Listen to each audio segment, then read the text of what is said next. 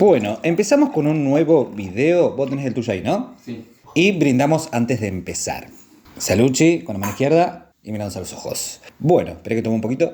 Y estamos. ¿Escucharon hablar alguna vez del Ku Klux Klan? Creo que lo dije bien. Ku Klux Klan. Es bastante complicado. Bueno, hay muchas personas que conocen este grupo y otras que no tanto. Y voy a tratar de resumir quiénes son. Son un grupo de odio, básicamente, que son racistas, xenófobos, homofóbicos, anticomunistas, todo lo que tenga que ver con lo anti. Bueno, ellos son los Ku Klux Klan. Seguramente habrán visto alguna imagen de gente con capuchas, medio con sábanas, con cosas blancas, alrededor de una cruz prendida a fuego. Bueno, este grupo tiene una historia, tiene un origen que no es para nada lindo, porque su eje principal tiene que ver con atacar a las minorías, que ya vamos a llegar ahí. Si bien hoy en día no se habla tanto de ellos, tiene como una descendencia de lo que fue, pero siguen estando hasta hoy en día. ¿A qué me refiero con la descendencia? Que hoy en día sigue habiendo grupitos de odio, como que salen a atacar a personas de la comunidad LGBT, a afrodescendientes, entre otras cosas que vemos a la diaria. Pero el Ku Klux Klan hizo muchas cosas a lo largo de la historia y muchas de ellas bastante turbias. O sea, eran unos enfermos que salían a matar gente solo por el hecho de no ser blanco, heterosexual ni capitalista, entre otras cosas más. Pero bueno, vayamos directamente a eso. Para conocer a este grupo, cómo fue que se originó y las cosas que hizo a lo largo de la historia, tenemos que ir, y sí, al inicio. ¿Y empezamos? Vámonos.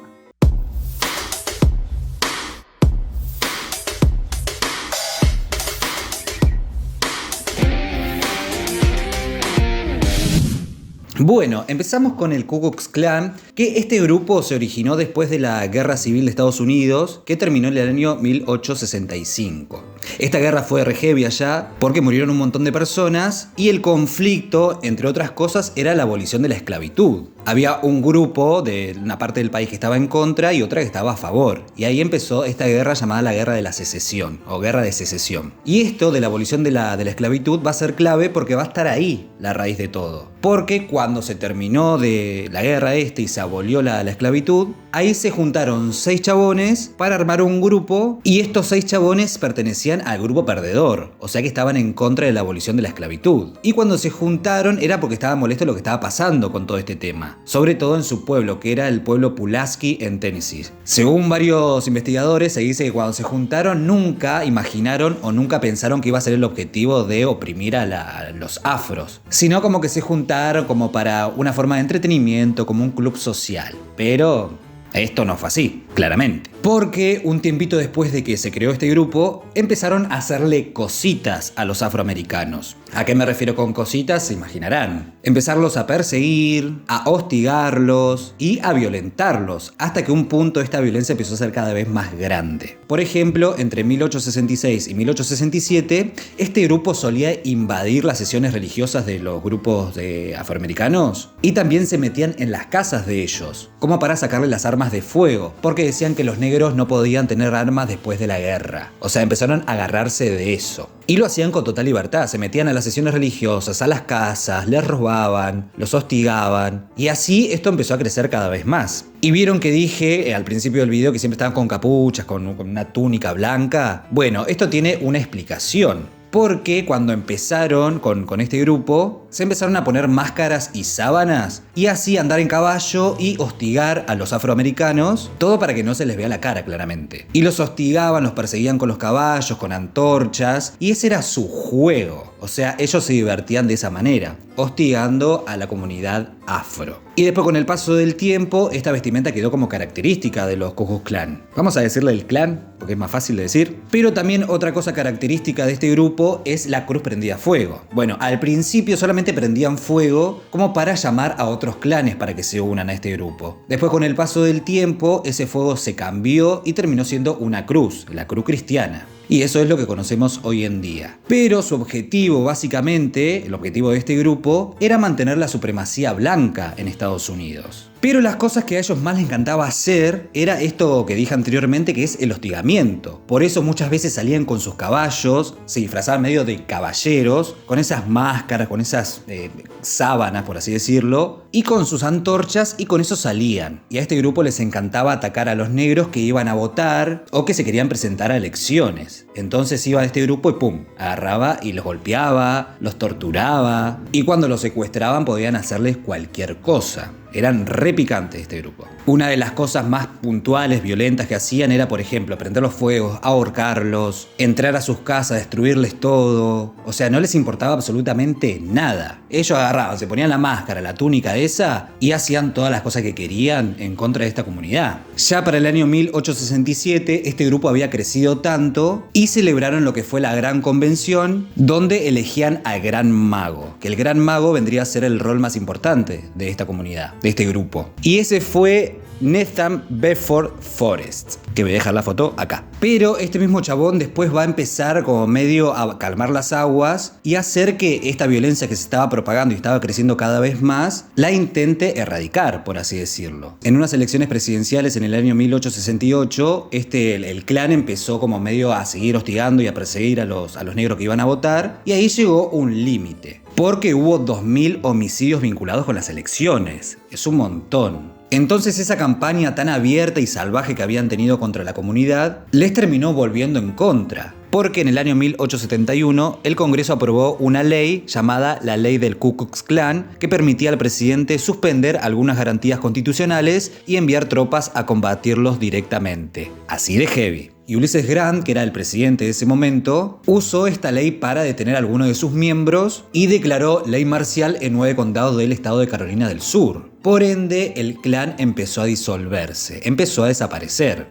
A partir de ese momento quedó medio desaparecido, pero iba a estar pendiente y atento para resurgir en el momento adecuado. O sea, cuando haya que defender de nuevo la supremacía blanca. Y esta oportunidad apareció ya en el año 1915. Ustedes se preguntarán por qué. Bueno, esto es bastante particular porque fue después de una película. El 8 de febrero de 1915 se estrenó El nacimiento de una nación, que era básicamente una película en la que el héroe era del Ku Klux Klan, donde ponía a este grupo como los héroes y a los negros como malos, como tontos. Sin ir más lejos, los actores que actuaban en esta película, ninguno era negro. Era gente blanca que la pintaban con betún y la hacían actuar medio como tontos, a ese nivel. Fue tan importante esta película que incluso el presidente de ese momento, que era Woodrow Wilson, creo que lo pronuncié medio como el orto. Bueno, ese mismo presidente como medio avaló esta película y la proyectó en la Casa Blanca, a ese nivel, imagínense la autoridad. Entonces a partir de ese momento se viene el segundo clan. O sea que a partir de esta película resurgió y empezó a incorporar muchísimos miembros. Por ende empezaron a organizar como medio juntadas, reuniones, marchas, donde aparecía este clan con las túnicas, con las máscaras, con el mismo uniforme de siempre. Pero esto abierto, al aire libre. O sea que tenían cierta libertad de mostrar sus ideales, sus pensamientos, sin ningún tipo de, ¿cómo decirlo? De decir, che, no da. Pero así todo, ahí resurgió el nuevo Ku Klux Klan, que era más numeroso y más poderoso. Pero no va a ser solamente con el odio que tenía antes, sino que ahora va a incorporar nuevos. Ustedes se preguntarán cuáles. Además del odio contra los afroamericanos, como esa era la época de fines de 1910, principio de 1920, empezaron a estar en contra de los inmigrantes, de los judíos, de los comunistas. Y entonces a partir de ese momento empezó a definirse como un grupo antisemita, anticomunismo, protestante y todos los anti que podía haber en ese momento.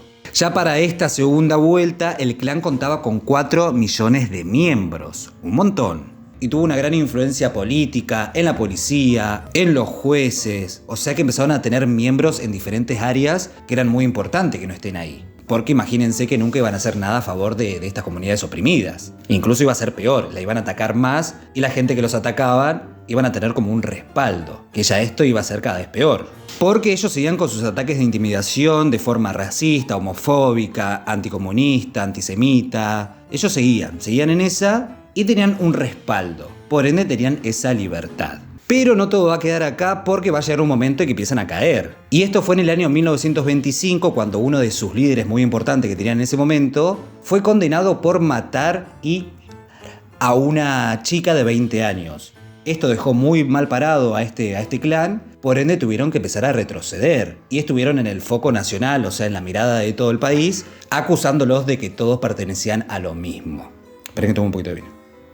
Por ende, muchos grupos abandonaron el clan y la crisis de los años 30 terminó medio de adormecer también a este grupo. Pero acá no va a terminar de desaparecer, porque acá se viene lo que es la tercera vuelta. Repesados. Ya para el año 1951, este grupo había vuelto a aparecer, pero de una forma mucho más violenta y organizada. Porque empezaron a meter bombas en casas, en autos, en perseguir activistas, y acá lo que empezó a ser cada vez más turbio es que empezaron a perseguir no solamente a los afroamericanos, sino también a la gente blanca activista. Por ende, el clan tuvo mucha más atención y mucha parte del país empezó a estar en contra de ellos, porque su odio se había extendido un poco más. Siempre se extiende un poquito más, siempre hay un motivo. Porque después con el paso de los años se incorporaron a la comunidad LGBT de forma abierta para atacarla. Pero ya vamos a llegar ahí. Y medio que su impunidad seguía estando porque, como dije anteriormente, muchos miembros eran policías, jueces, políticos, y muchos de esos crímenes que cometían terminaban en la nada.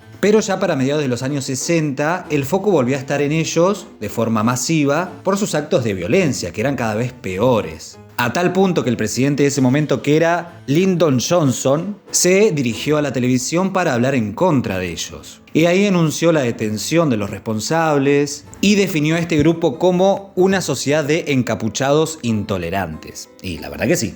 Y también los llamó terroristas. También les recomendó a los miembros de este grupo abandonar el clan antes de que sea demasiado tarde. Y así fue, empezaron a agachar un poco más la cabeza y este grupo empezó a ser un poco más privado, por así decirlo. O sea, no empezó a ser todo tan abierto. Pero con el avance del tiempo, por más que este grupo no fue tan violento como en aquellos años, sigue existiendo hasta el día de hoy. Incluso en diferentes actos de violencia, de asesinato, de crímenes, de lo que sea, siempre hay algún que otro clan metido ahí. ¿Por qué será? Si bien en su momento las marchas que hacían o las reuniones siempre eran públicas, que incluso posta que en las calles de Estados Unidos solían marchar, ellos vestidos con sus túnicas, con sus máscaras, así todo bastante impune, todo bastante abierto. Si bien hoy en día siguen existiendo estos grupos, todos son de forma independiente y dispersos. O sea, no tienen un grupo central, sino como que hay grupos en diferentes lugares, no están conectados directamente. Pero eso sí, presenta como un patrón bastante similar. Como participar en los homenajes a la Confederación, también son incorporados en eventos organizados por movimientos supremacistas o de extrema derecha, como los actos en contra de la comunidad LGBT y la lucha contra el movimiento Black Lives Matter. Que si no sé si se acuerdan, que esto creo que fue en pandemia, no sé si te acordás vos, de ese policía que mató a un chabón afrodescendiente que le puso la rodilla en Estados Unidos.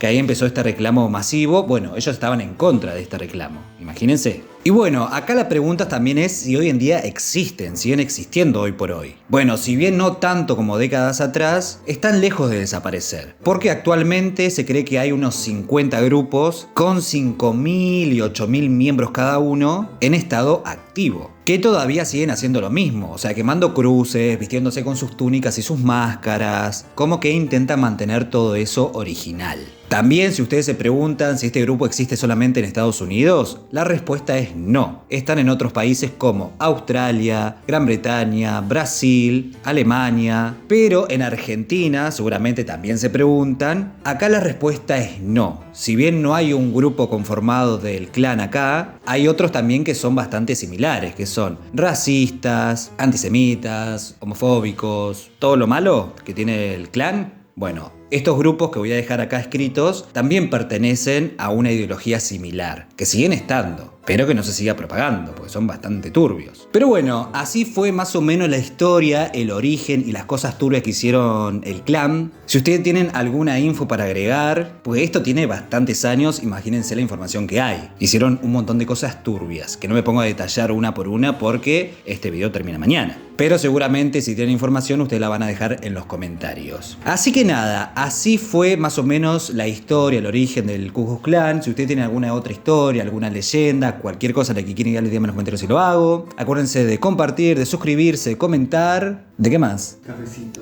De cafecito, de invitarme un cafecito para seguir haciendo este tipo de videos. Y creo que con eso ya estamos. Espero que les haya gustado y nos vemos en el próximo video.